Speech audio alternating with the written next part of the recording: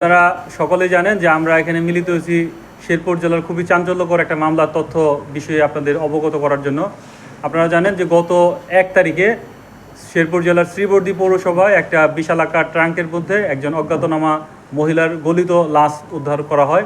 সেই সংবাদ প্রাপ্তির সাথে সাথে শ্রীবর্দী থানা পুলিশের সহায়তা করার উদ্দেশ্যে আমরা পিবিআই জামালপুর টিমের একটা চৌকস টিম ওখানে পাঠাই এবং সেই টিম তথ্য প্রযুক্তির সহায়তা নিয়ে ভিকটিমের পরিচয় শনাক্ত করে আমরা ভিকটিমের পরিচয় জানতে পারি। তার নাম ডলি আক্তার, বাড়ি নেত্রকোনা। এই তথ্যকে সংগ্রহের পরপরই আমরা এই হত্যা মামলার রহস্য উদ্ঘাটনে মনোযোগী হই এবং সেই সংক্রান্তে আমি একাধিক টিম মোতায়েন করি এবং প্রত্যেককে আলাদা আলাদাভাবে টাস্কিং করি এবং নিজে সার্বক্ষণিক তদারকি করি।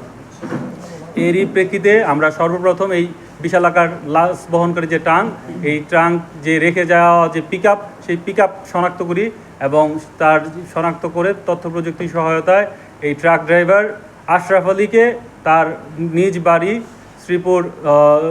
শেরপুর জেলার এটা হচ্ছে শ্রীবর্দী থানার ভেলোয়া ইউনিয়নে তার বাড়ি থেকে তাকে আমাদের হেফাজতে নেই।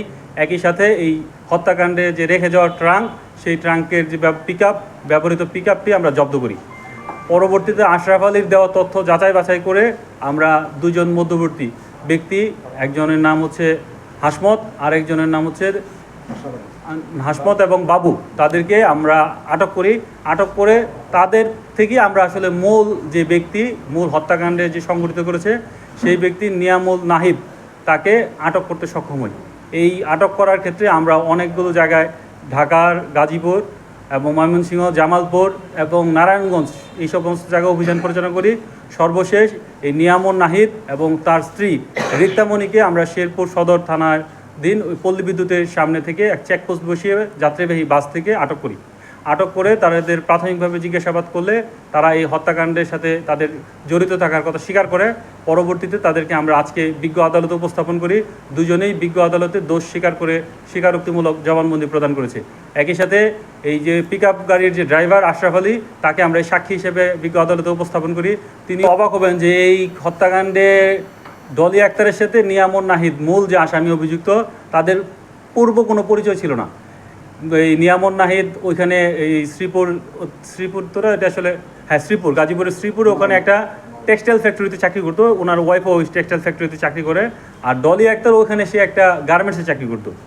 আমরা যেটা জানতে পারছি যে ডলি আক্তার গার্মেন্টসে চাকরি করলেও আরও নানাবিধ কার্যক্রমের সাথে ছিল। ঘটনাক্রমে এই নিয়ামুল নাহিদের সাথে 30 তারিখ রাতে তার এক জায়গায় সাক্ষাৎ হয়। এই সাক্ষাতের সূত্র ধরেই তাকে সে বাসায় নিয়ে যায়। বাসায় নিয়ে যাওয়ার পর তাদের মধ্যে একটা ঝামেলার সৃষ্টি হয়।